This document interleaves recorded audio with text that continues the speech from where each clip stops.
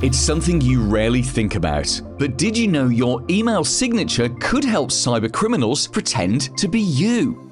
Imagine you get an email from a trusted colleague. It's actually a cleverly disguised phishing attempt trying to trick you into clicking a malicious link or downloading a harmful attachment. Cybercriminals can mimic an email signature to make their fake emails look legitimate. How do you protect yourself and your business? First, make sure your email signatures are consistent and simple. Avoid using too many flashy elements or unverified links. This helps reduce the risk of them being spoofed. Also, make sure only necessary contact information is included and that all links are clearly labeled. Educate your team regularly on how to spot phishing attempts. Encourage everyone to double-check sender details and hover over links to verify URLs before clicking.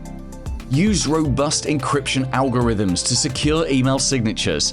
This makes it much harder for cybercriminals. And lastly, always keep your email systems updated and audit your signatures regularly. We can help make sure your email signature remains a tool for communication, not a vulnerability. Get in touch.